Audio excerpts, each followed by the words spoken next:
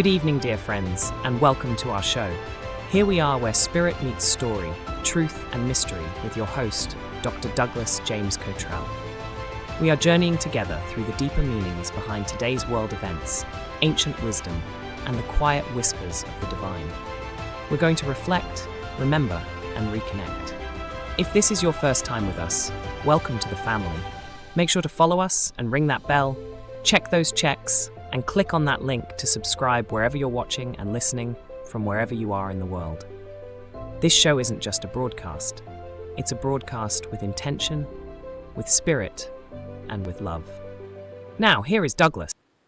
Teenager, friendships are a little different than when you're in your mid-20s, and even further different when you're in your mid-30s or mid-40s. And at the end of your life, friendship is all you have. Those people that care about you. It doesn't matter how much you have in the bank, what property you own, or what your station in life is. It's the friends that you can call up and talk to.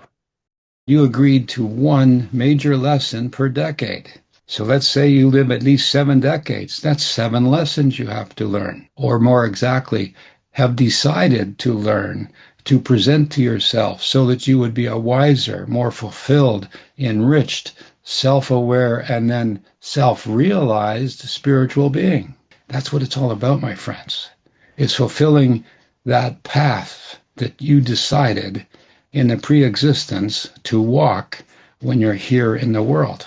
If you have 10 good friends, you are enriched. But if you have 5 good friends, that's about the most wonderful thing you can have. And if you have one endearing friend, a friend for life, then you've accomplished your mission of having friends in your life, for you've been a friend to them.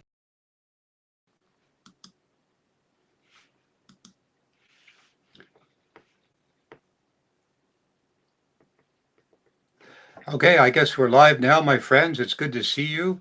It's that time of year again when the rivers get painted green. People wear green hats and funny outfits, and they walk down the streets and parade. Of course, I'm talking about St. Patrick's Parade, which is coming up tomorrow, which will be always celebrated on March the 17th every single year. I've lived to see a few of these parades, and the customs of the Irish can be considered wonderful, happy, and yet there's a certain aspect of the Irish history in which the people have endured great hardships. However, tonight's show, we're going to talk a little bit about what's going on in the world, the uncertainty of the world, the economic anxiety, the constant flow of troubling news, and how this seems to connect to the spirit of St. Patrick's Day. It is a celebration of resilience, faith, and unexpected good fortune. We're going to talk a little bit about leprechauns in a minute, but from ancient Ireland to modern times, history shows that even in dark periods, courage, faith, and perseverance can turn despair into opportunity.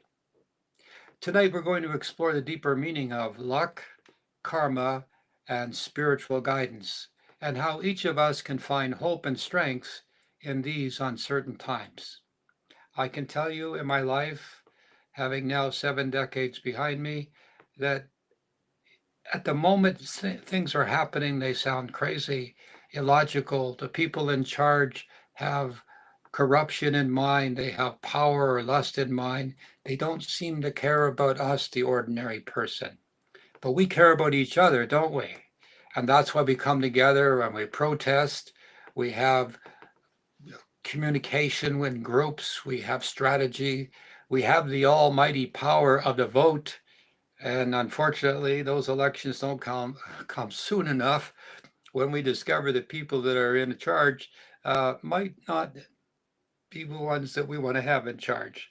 So tonight we're going to talk about how we can be Irish for a day and how the Irish people have endured, and this is why they're famous and respected and admired, famine and hardship and centuries of struggle. And yet their culture remains one of the most joyful in the world. Perhaps this is the real Irish wisdom, that even when times are hard, the human spirit can remain bright. We have to look at that as a point in time. Here we are tonight. I'm your host, Douglas James Cottrell. My co-producer is Jack Balick. Oz behind the curtain. And tonight, as we seek this interesting moment in history, we watch what's going on in the world. And perhaps as we understand St. Patrick's story and how he became the famous saint in his life, it gives us a little insight into what might happen. You know, karmically speaking, cause and effect, spiritual destiny, soulmates, soul friends, all refer to a higher consciousness above. As we go through this time, we have a life path, we have a pattern, we have a blueprint. And while we're going through this life, it's hard to remember what we chose in the spiritual realms above. But here's a story about St. Patrick himself. It's one of hardship transformed into hope, and why we're talking about him today. People call luck, fortune, and grace as those times that are, let's say, hard to come by chance, and not very often. But luck and fortune or grace often appears when we refuse to give up. You can't fail until you decide to fail, until you run away and give up. So therefore, no matter how dark, difficult, and desperate you might be, if you don't give up or run away, then you still have the opportunity for luck, prosperity, and fortune or grace to come into your life. You know, St. Patrick was not an Irishman. Did you know that? He was an Englishman, actually. He was born in Britain during the late Roman Empire, let's say Roman period. As a teenager, unfortunately, he was captured by raiders and taken back to Ireland as a slave.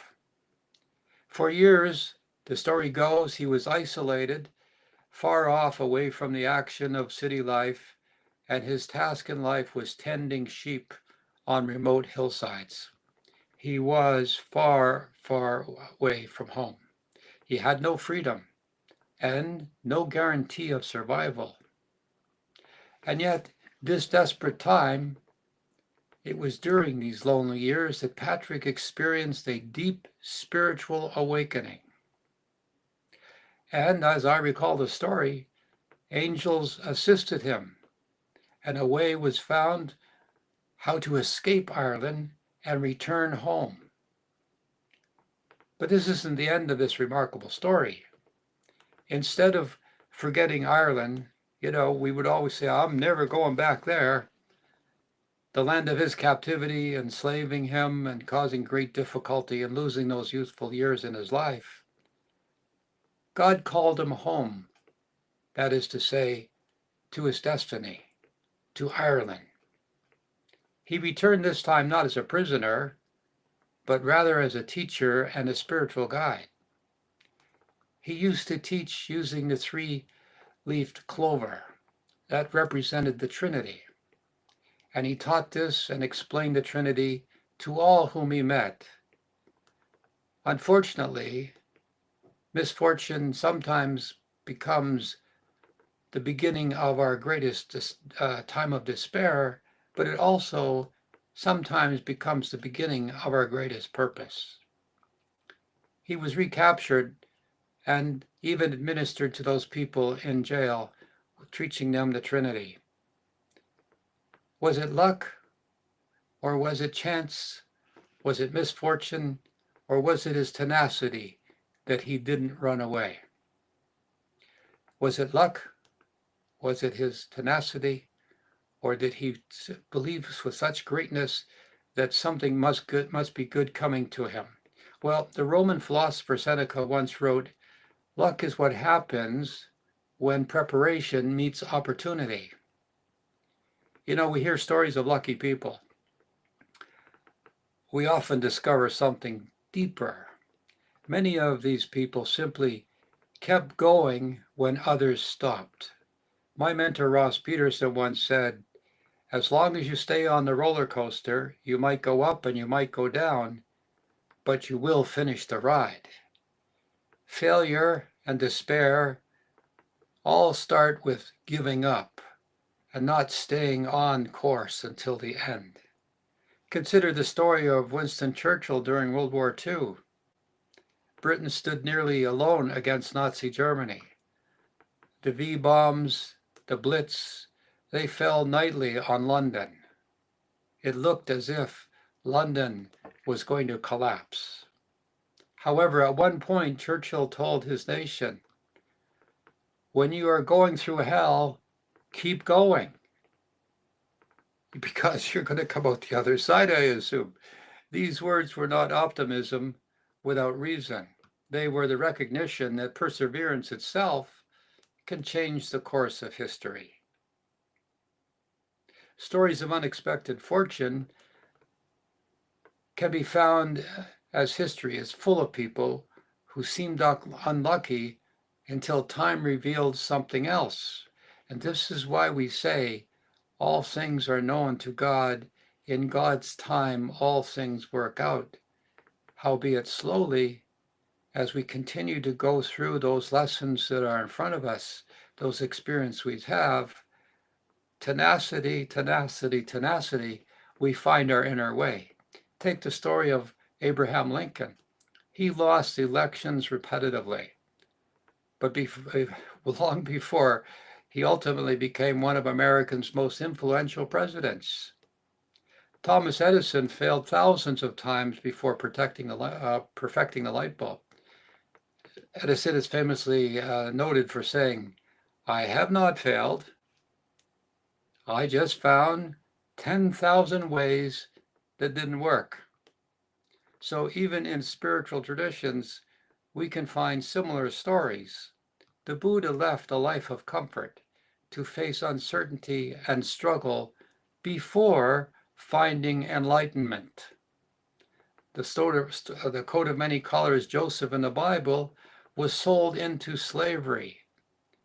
Then, during his captivity in Egypt, he became close to Pharaoh and became a leader of Egypt. You might remember the story of the dream that Pharaoh had of the 7 fat cows and the 7 thin cows, which Joseph interpreted to mean 7 years of prosperity and 7 years of famine. In each of these cases, what appeared to be misfortune became preparation. So in times of trouble and difficulty, like we're going through now in the Middle East, we're seeing the struggle of the wills of the politicians in the West, going to the East, going to faraway places, interfering with other governments, with other societies, for the reason that is left to the minds of those who are in control, the authorities, the politicians, and the military. We can't comprehend what's going on here and now. We only see economic woe coming to us, confusion, and even, let's call it, not wise decisions being made willfully, not out of necessity, but willfully being made, that are causing havoc economically for people around the world. But one thing that's happening are the coalitions, the partnerships, the friendship. Those who are in discord, those who are out of the will of kindness for each other, they're not their brother's keeper, are finding themselves isolated and alone. This is the penalty you pay when you're not in harmony. Those who are in harmony are finding new trade routes, new opportunities for success, and the world is being forced, pushed, kicking and screaming forward into its time of tranquility. It's kind of like a childbirth. First, there's a lot of pain and uncertainty. And after the birth, then there's this wonderful baby boy or girl, and all the pain is forgotten that was suffered before. Well, we're going through a renovation time. You can say we're going through a rebirthing time if you like, but this time right now is so uncertain with the deaths of those in the military on both sides of the question, with the innocents, the children, especially those 170, 75 children that were bombed in Iran. Our heart goes out to them. Every caring, sentient being feels the sensitivity of the loss of these tender lives. But don't allow yourself to be provoked. Don't hate. Those families that lost the children, their life is going to be full of sadness for the rest of the parents' life and the rest of the relatives and the neighbors and the people who knew those young little children. That's understandable. They will be angry and they'll have grief. Perhaps they'll be motivated to have forgiveness in their heart. I'm not going to ask them to do so. That's not my place. But it would be best for the outcome of this to have some profitability, some purpose for their sacrifice. It's the nature that we see now unfolding. The world is going through a lesson. The lesson, we can't perceive the outcome or the benefit yet. And more than likely, more difficulty is in store for us. But the whole world, think of this, my friends, the whole world is reacting to what's going on in Iran. It's affecting all of the world. We're not isolated. We're not indifferent. We're all suffering.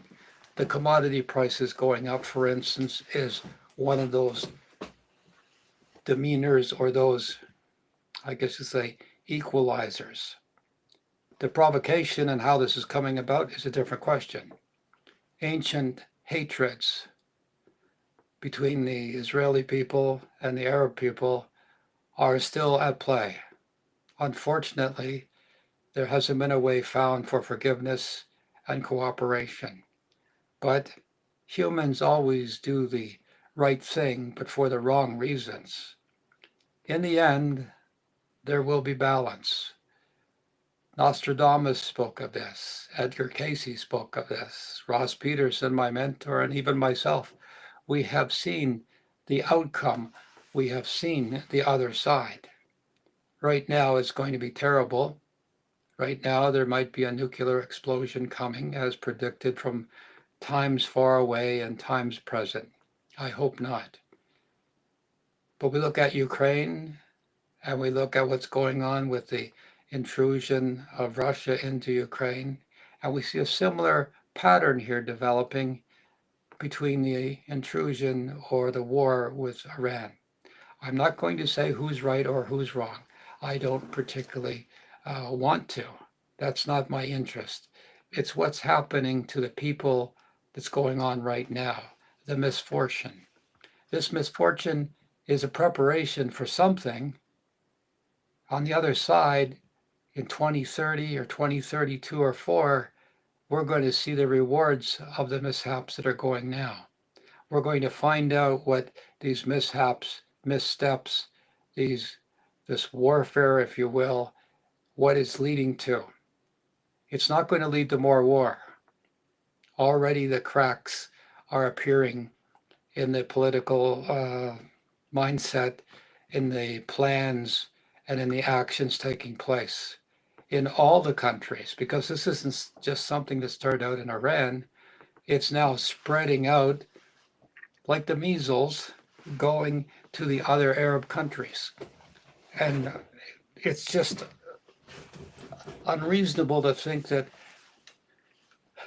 Iran has the ability to strangle 20% of the world's oil supply all by itself, and it's doing it. Of course it is, because of the retaliation or self-defense. This misfortune that's going through the world now, how can we see it balancing? How can we find what's going to happen into the world? Well, St. Patrick's Day is going to come here tomorrow, and that's going to be celebrated in many places in the world. So what do we do? Well, I don't want you to be upset, my friends, wherever you're listening to my voice in the world. Remember, you're safe where you are. unless you're involved in those war-torn places. For that, we are so sad.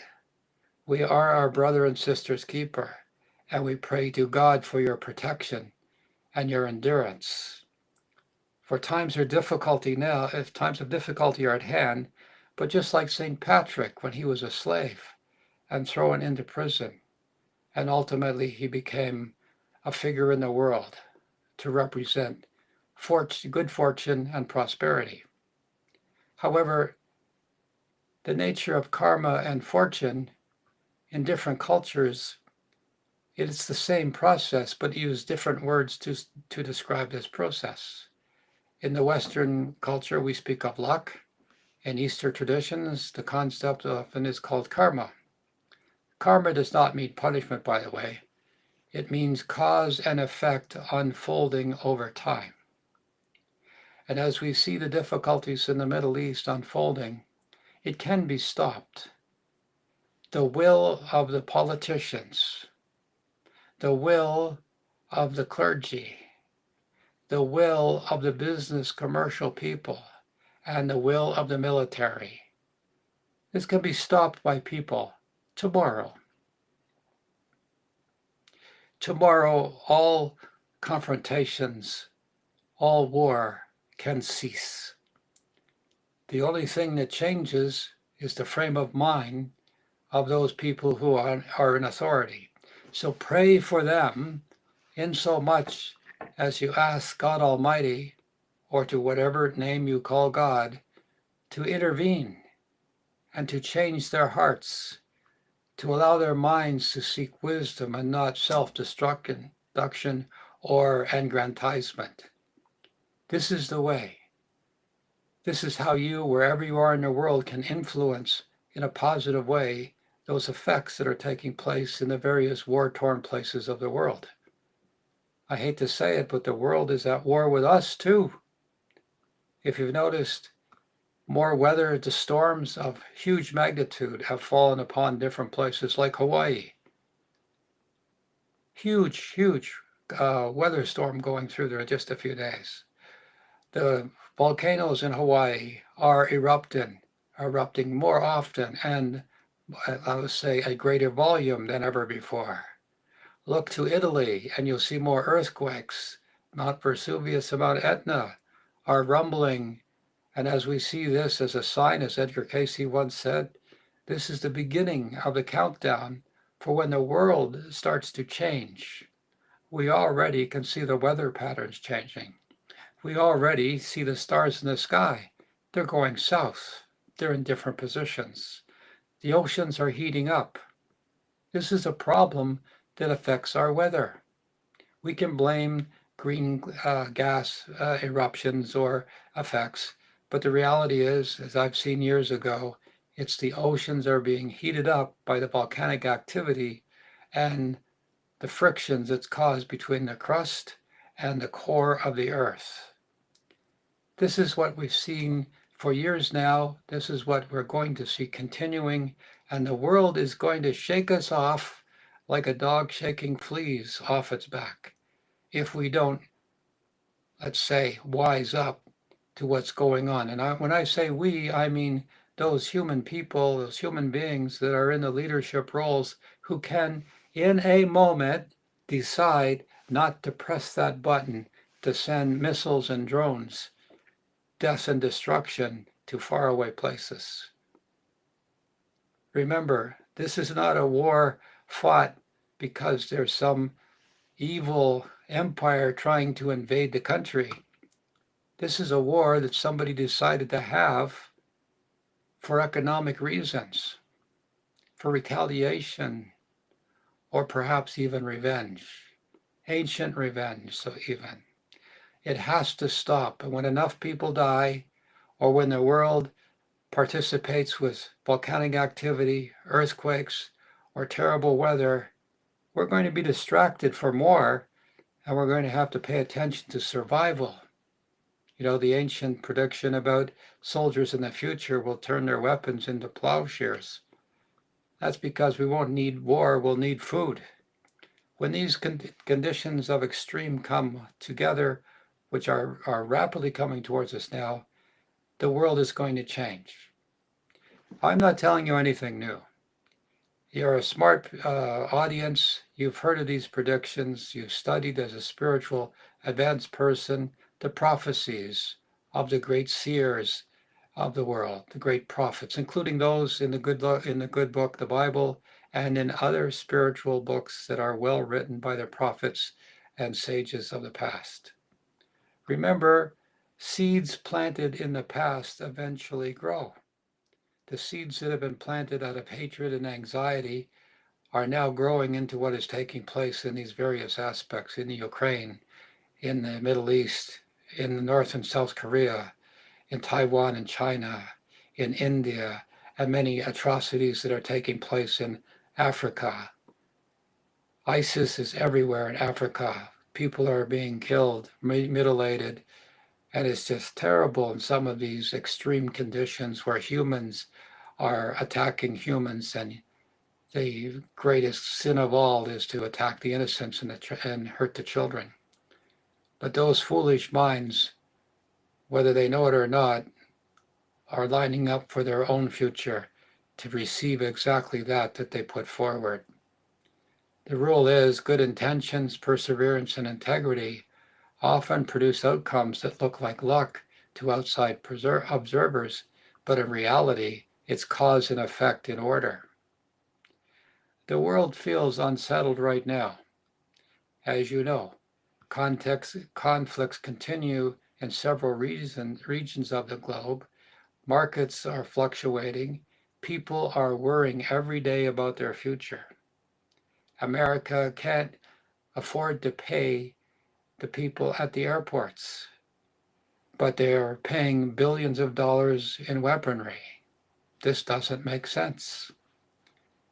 Throughout history, we find this indifference to the people at the top, and the people at the bottom, like you and I, are the ones that pay for the indulgence or the exaggerations or what might be considered the extremes of the people at the top. Humanity has passed through difficult times before.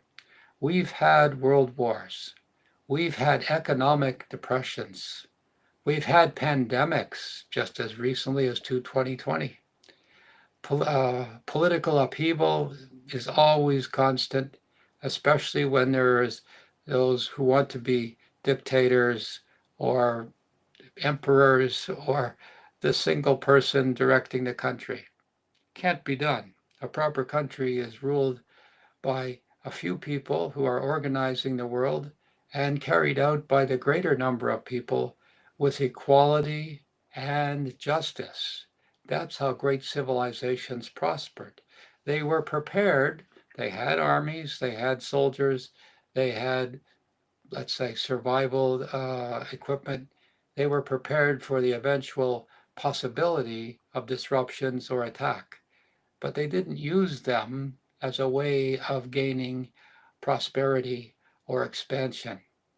They used their defensive strategy to exist and continue to exist, while they adapted to circumstances like crop failures, weathers and storms, natural disasters like volcanic and earthquakes, fires and floods. And they adapted and they moved forward. So the lesson is not that difficulty makes us disappear. The lesson is that human resilience is stronger than temporary crisis. That's the lesson for this week, so to speak. That's my observations, my friends. I'm not telling you anything that you don't already know, but we're attempting to see through this darkness, through this shadow. And the Irish spirit of resilience is the way. Ireland itself has endured centuries of hardship, as I said before. The Irish have a saying, a good laugh and a long sleep are the two best cures for anything. Sounds good to me. Here's another one. May your troubles be less than your blessings be more. Another one. Hope is not naive. Hope is a decision. We're going to be right back after a short break. Think of this, my friends. Tomorrow, St. Patrick's Day. It's a day that we often see, with the luck of the Irish, so to speak. It's a day of celebration.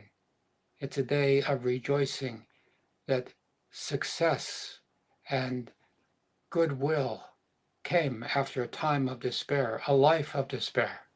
And the man who was behind it was St. Patrick. We'll be right back. Are you searching for clarity, wisdom, and a deeper understanding of the spiritual world around you?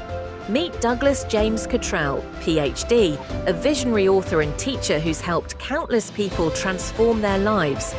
His books are a gateway to profound insights, offering guidance, inspiration, and the tools you need to unlock your full potential. From unlocking your intuition to discovering spiritual truths, Douglas's books are your trusted companions on the path to personal growth. Don't wait. Start your journey today. Visit his website douglasjamescottrell.com to explore and purchase his life-changing work. Your next breakthrough is just a page away. Welcome back, my friends. As you know, each show we have a segment from my friend AI. I call him Amigo.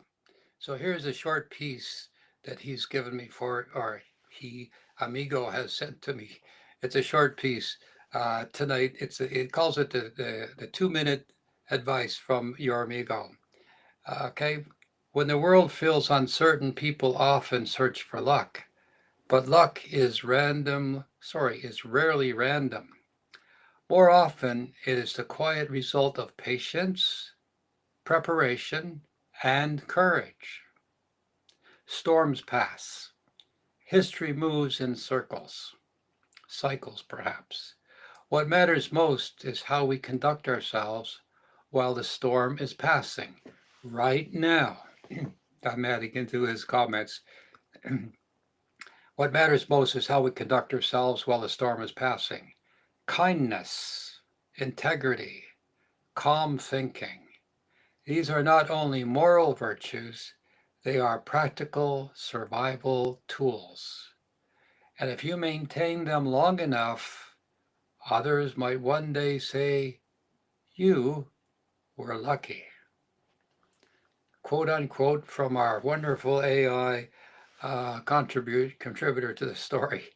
You know, some of the Irish wisdom sayings, again, from people who have been oppressed and suffered greatly, but now are seen tomorrow on St. Patrick's Day as happy and heartfelt contributors to the world. I've always met Irish people in times where there's dances or parties and some cerveza, barley sandwiches, or simply beer.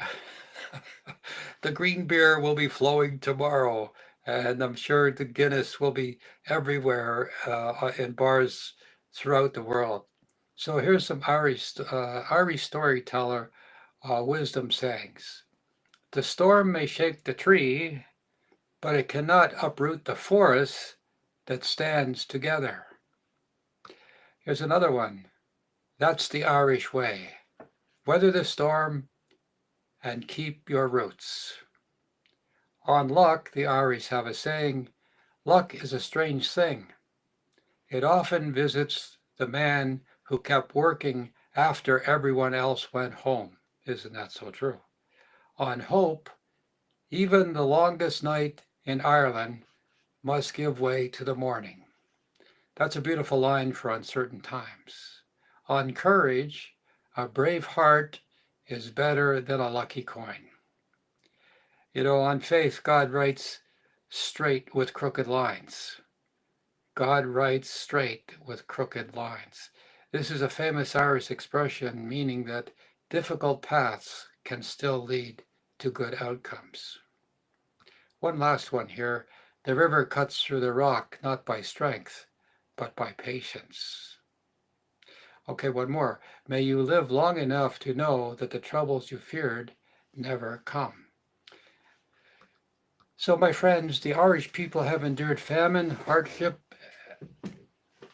and centuries of struggle, and yet their culture remains one of the most joyful in the world. Perhaps that is the real Irish wisdom.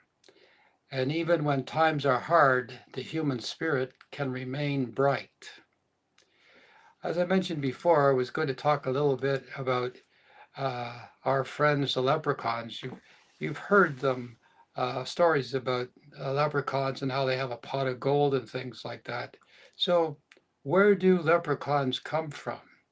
Well, the word leprechaun comes from the old Irish term lecropan, which means small body or little spirit. In early Irish folklore, these beings were not originally the cheerful green characters we see on cereal boxes today. They were considered fairy folk, part of a supernatural race in Celtic mythology, sometimes called the Ys-Shi. These Shi were believed to be ancient spirits of nature that lived underground, in hills, forests, or near rivers. Leprechauns were one type of these fairy beings. Traditional Irish stories describe leprechauns as small elderly men, shoemakers or cobblers for the fairy world, mischievous tricksters, and guardians of hidden treasure. They were often said to live alone and spent their time making shoes for other fairies. If you ever heard the tapping of a tiny hammer, the story goes, that was a leprechaun that was working nearby. You know, that famous story of a pot of gold at the end of a rainbow comes from the idea that leprechauns hid their treasure where humans never reached it. A rainbow constantly moves as you approach it, so the treasure was always just beyond your grasp. It became a poetic way of saying, some treasures are meant to inspire us to search even though we never quite reach them. Leprechauns were also known for being clever in their trickery. Legends say that if humans caught one and kept their eyes on it, the leprechaun might reveal where his treasure was hidden. But the moment the human looked away, even for a second, the leprechaun would vanish. These stories were often told as lessons about greed and cleverness.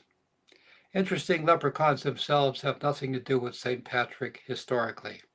St. Patrick was a Christian missionary. Leprechauns came from a much older pagan Irish mythology. But over time, Irish culture, folklore, and the celebration of Irish identity blended together, and leprechauns became one of the fun-filled storytellings that surround us today during this holiday. One saying you might say, the Irish leprechauns may not be guarding real gold at the end of the rainbow, but perhaps the real treasure in Irish culture is the gift of storytelling, imagination, and laughter in difficult times. The darker the original Irish fairy story about leprechauns and the little people is much more mysterious than the modern cartoon version. The older, darker stories talk about the ancient inhabitants of Ireland were supernatural beings connected to the land itself. Some legends say they were the remnants of an older race called, I hope I get this right, Tautha Dal Donan, mystical people with magical abilities who ruled Ireland before humans. When humans arrived, these people were said to retreat into the hills, mounds, and underground realms, becoming the fairy folk. In the Irish tradition, these beings were respected and sometimes feared. People did not treat them lightly. Unlike many fairy creatures that lived in groups, the leprechauns were usually described as a loner. The leprechaun was known as a shoemaker, as we've said before, and according to folklore, if you walked through the countryside and heard the tap, tap, tap of a hammer, that meant a leprechaun was working nearby. The trickster nature, a famous folklore tells of a man who captured a leprechaun and demanded to know where this gold was buried. The leprechaun kept pointing to a tree and said, "Dig there." The man tied a ribbon around the tree so he could fetch a shovel. But when he returned, every tree in the field had the same ribbon tied to it. The leprechaun had tricked him. And so goes the story of the leprechauns. have you got anything tonight to talk about your luck, about what's going on in your uh, part of the world, my friends? I'm going to ask Oz if he's had any comments in the chat about the show tonight, particularly about how we can endure this time that we're seeing on one hand as dire and difficult, and on the other hand, as a time that the world is working out as it should. And ultimately, we're going to see the benefits of what's happening now in the future. I hope that it's going to be a renovation time, and this renovation will be over the sooner the better. So, Oz, do we have a couple of questions from our amazing, wonderful, lucky audience tonight? Yeah, yes, we have several questions. But as you were speaking about small people and leprechauns, it brought to mind this story from the BBC, and maybe you've seen it. They saw them They, on their dishes when eating the mushrooms, making people hallucinate dozens of tiny humans. yeah, they hospitalize hundreds of people every year because they all share a common problem, which causes them all to see small people. All at this time of the year? Yeah, because the mushrooms, blossom or bloom this time of the year, and they cook them at this one province in China. And what's interesting about this is it actually happens to people in other parts of the world that eat the same mushrooms. They don't grow everywhere. They don't grow in North America, but in other parts of the world where they do grow, people who eat them see these same small little people. Hmm. Do they grow in Ireland? That's a good question. I don't know. Very I thought that, interesting story. All at the same time in the same year. I was in the Pyrenees in Spain, and we went on a ferry walk. We went out looking for ferries, and what we saw were orbs, little round, bright orbs that were here and there. And I saw one out on a limb of a tree. It was up high, and it just sat there, sort of like a bird perched on a limb. And the person with me or around us, they all saw this same bright light sitting there, and then it floated off or disappeared. But when I first went out with my friends, they were saying, "Douglas, we're going for the to look for the fairies."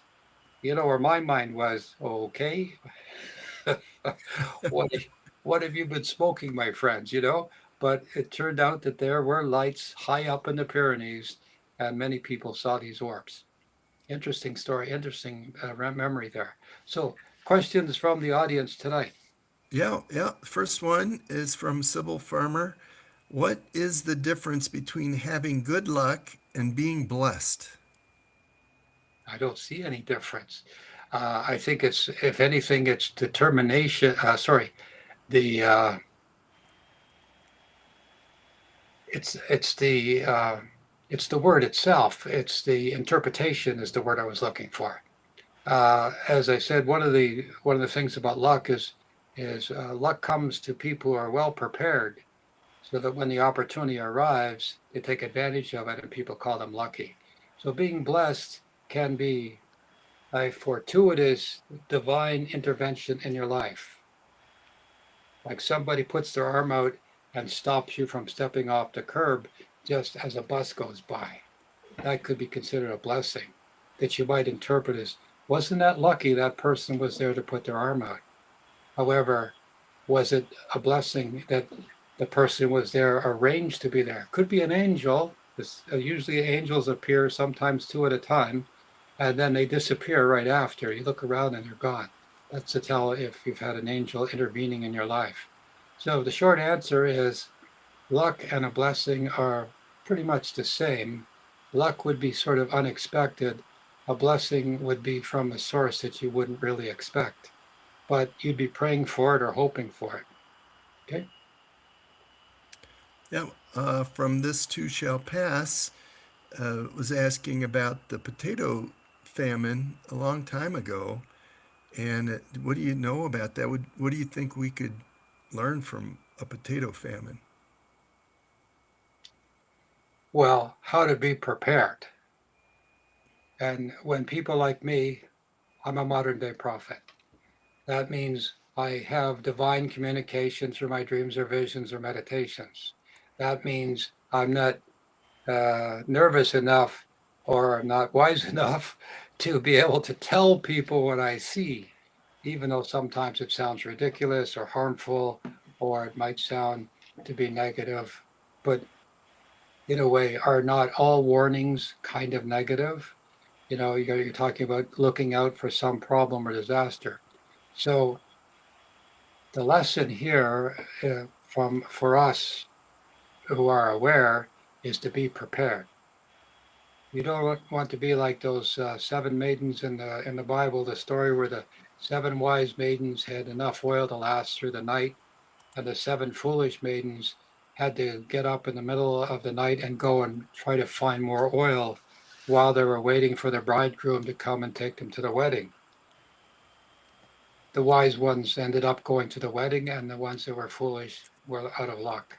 So that story is something of be prepared. You should always be prepared for everything. Wisdom is the preparation for those things that will or possibly would come into your life. In other words, if you're going on a trip, make sure you have the gasoline tank filled up in your car or vehicle. Make sure you've checked the water in the radiator.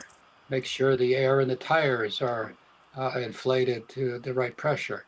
Those things that are common sense, but only wise people prepare and check and do those things. Now, on a grand scale, what are we learning about what's happening to the potato plight? Well, in the future after this, there will be ways and means on how to prevent the shortage of potatoes, but I think it's going to be one of a combination of transportation and some sort of biological problem that will be remedied. First you have a disease, then the scientists find some medicine to take care of the disease goes away, and you never have the problem again.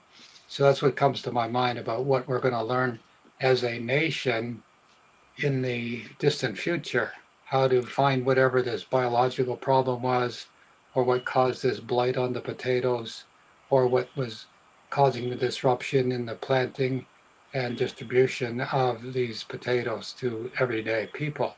One of the things I could say right now is that because of the war in the East, the idea or the cost of fertilizer is going through the roof as much or more than the price of gasoline, which means, my friends, we're going to learn to appreciate farmers a whole lot more in the future and to protect the farmers who produce the food we eat.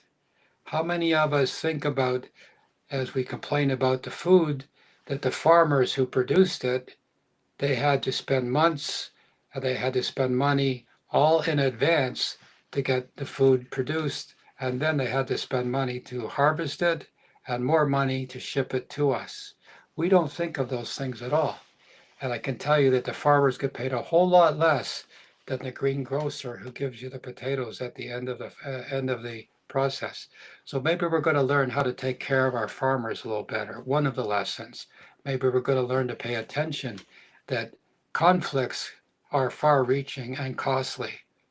What is the benefit? What is the purpose when one country proclaims war on the other one?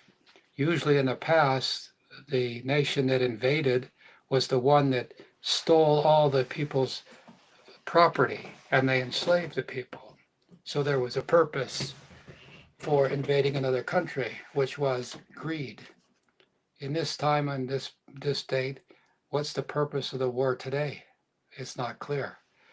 The point being is that if it's not prosperous, if it's not for some purpose that's going to be beneficial, or if it's not for defense, then there's something evil afoot.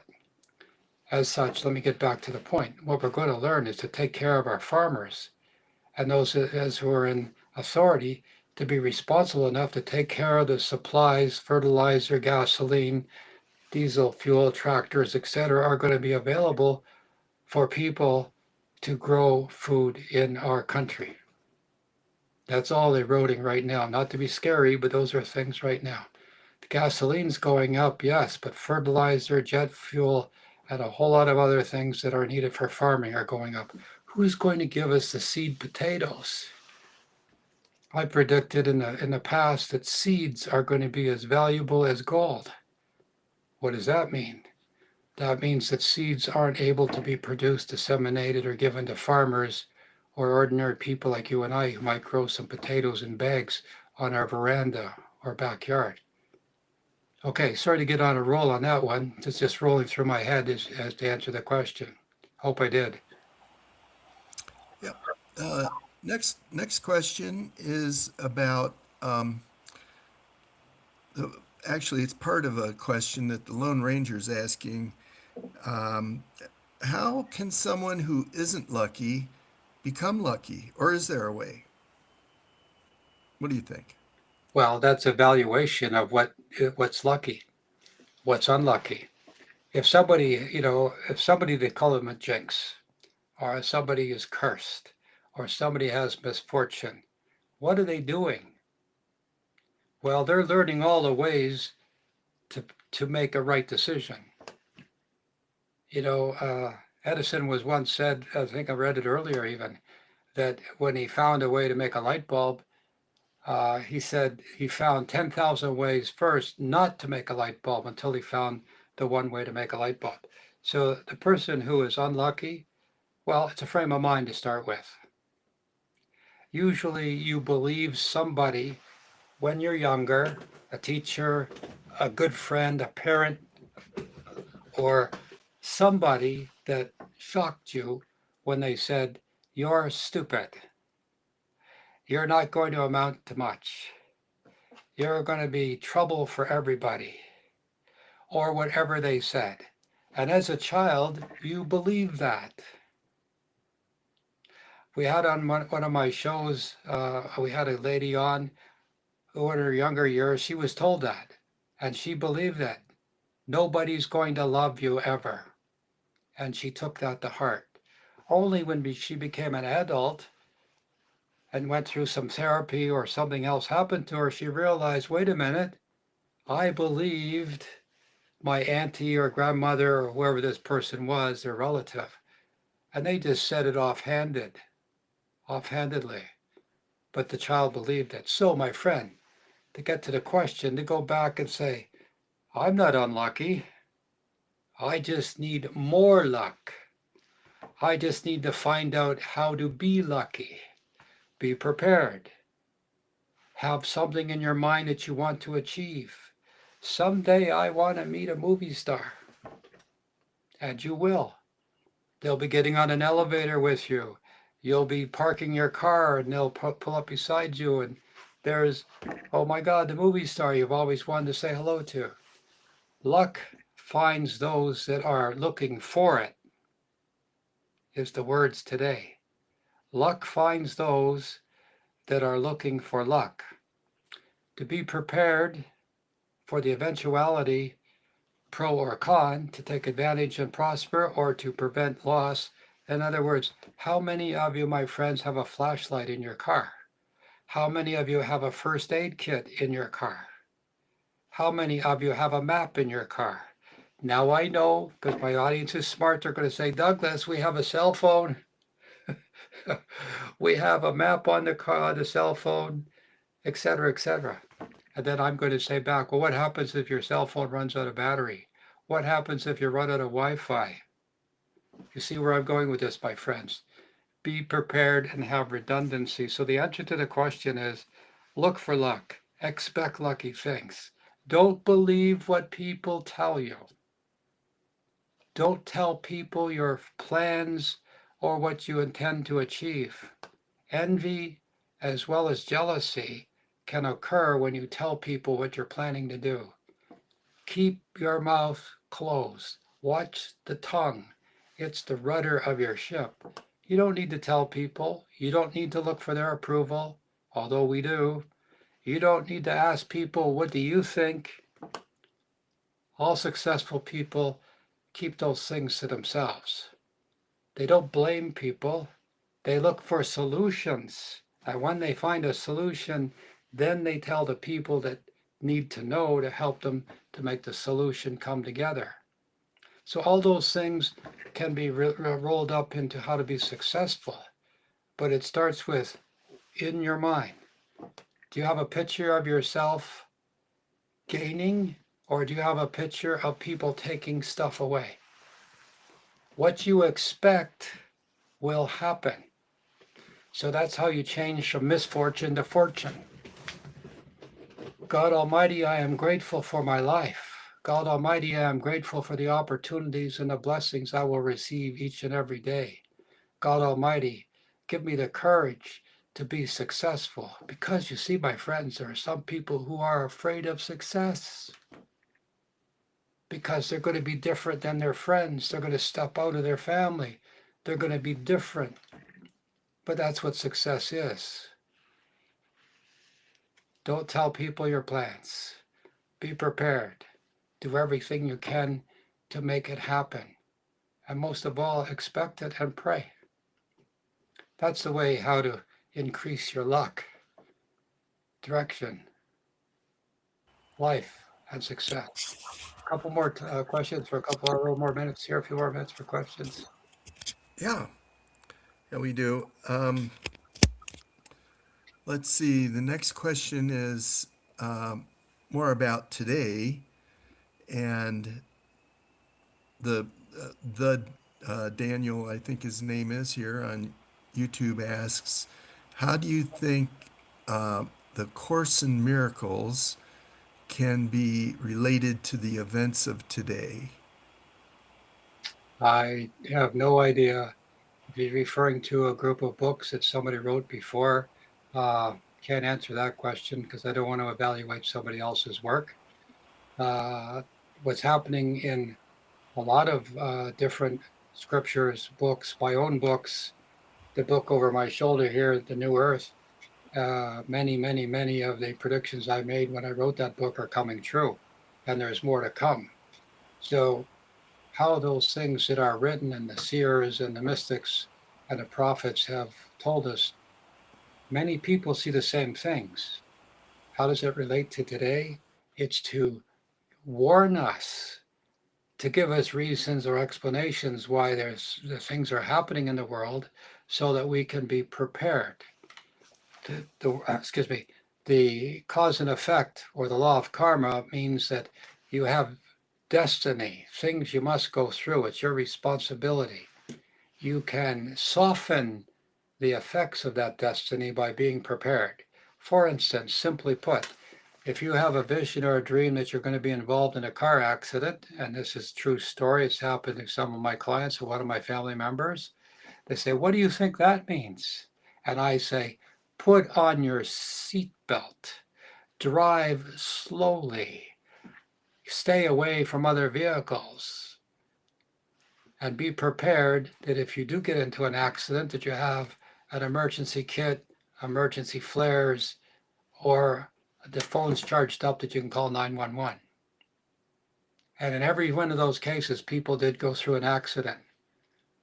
My relative wasn't driving, but the person they were with wasn't obeying my instructions, and they went off the road and hit the side of an embankment of a bridge, smacked the fender of the car, and the person had injury across their shoulder from the seatbelt.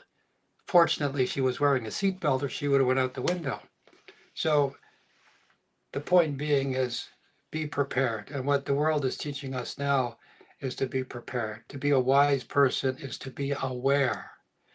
You know, if you're going to have a car accident, or you're going to have a bicycle accident, or you're going to have something happen to you, avoid the circumstance completely. It is possible. In my family, my son had a dream where he was riding his motorcycle across a certain bridge up near the university. Very distinct, saw the bridge, saw the area. And he said, "What should we do about it?" I said, "Don't go near that place with your motorcycle ever." And he didn't. And he never had the accident. Okay? So a word to the wise, those that have ears, let them hear. Sometimes the vision shows you that something's going to happen, but if you don't go there, you can miss that difficulty altogether. Anyway, Be prepared if you have to go through the circumstance, and it will soften it. Pray that you're protected, and avoid the circumstance completely. I remember once I had a dream where somebody opened their hand, and written across their hand was the word beware. Like beware, watch out.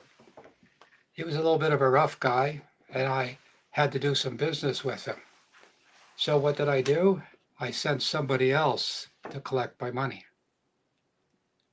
And I never got in trouble. I never met the man, never went to see him ever again. And he, soon as sometime thereafter, left my life. But I obeyed. It's pretty straightforward. When somebody holds a hand up and there's the word beware written on it, right? That means stay away from this person. They're dangerous. Okay. So that was a walk down memory lane there. Popped my mind. A couple more. Oz. Yeah, I think we have one more question here. Let's see. Well, it's about last night. So there were about 20 million viewers that watched the Academy Awards last night. Why do you think that's so popular? Why is that show so popular? From all over the world. There was Yeah, more than 200. 20. I think there was 380 million. I forget, there was some gigantic number. Cohen announced it on when he was emceeing it, and he brought it home when he said, "This is the place where all the storytellers come." And from all over the world, people share in the positive aspect of storytelling. There were all kinds of movies, short stories, talent, from the production of the show to the person who did the lighting and the sound effects. That brings us together because we're all curious. We all want to know. We see the glitz and the glamour, and some of us wish we were there. I've been in that. I've been down there at Grandma's restaurant. I've stood on in some of the footprints of the stars outside. They have the people over the time have the stars would put their feet in cement. You'll see them now with handprints and footprints and stuff. I've been there once. And it's quite a feeling to say, like Arnold Schwarzenegger stood right here, and I'm now standing in his footprints. So that fascination, that connection with the people who are celebrities, the people who have the good life. I mean, I got to tell you, show business is not an easy place to be. It's full of disappointment and difficulty and stress. But Cohen said it last night. If you get to see if you can find that statement he made, people all over the world, in one place and one moment, unite, and we're all happy. We all are wanting to see what the best movie is, or the best actress, or the best man. We all want to see that because that's what we want our world to be. We want it to be wonderful. The glamour, the celebrity, the fame. And you look at all those people in the audience, they're competing with each other to get an Oscar. But they're doing it with smiles on their face. They're happy to be there. And so, why do I think personally why people like to see those things happening? Well, it's human nature. We want to see who wins. We want to see what people look like. The fashion show that goes by on the red carpet all the time, the suits, the tuxedos. We want to see our movie star friends in real life and realize they're a real person. And there, by the grace of God, I could go also. So we're inspired. We're distracted from the woes of our daily life. And we are inspired, as well as all the other times of seeing the movie stars through the years, to see our favorite stars growing older. We don't think of ourselves as growing older. We just see our friends growing older. It's a time capsule of how we are, my friends. But the short answer is we just love to see beautiful people. We love to see excellence in film, and we love to hear the stories that the storytellers have to say. But for that one night, from all over the world, we're all united in one purpose. And that makes us happy. So tonight, I hope you enjoyed the show, my friends. Remember, the Irish people have endured famine, hardship, and difficulties for centuries. They've had struggle, and yet their culture remains one of the most joyful in the world. So tomorrow, St. Patrick's Day, pretend or take on a little bit of that Irish spirit, the spirit of wisdom, that even when times are hard, the human spirit can remain bright. I thank you for being on the show tonight. On behalf of Jack, my co-producer of the Soul Report Live, we wish you the luck of the Irish tomorrow and always. May God bless you with peace and prosperity. God bless and good night.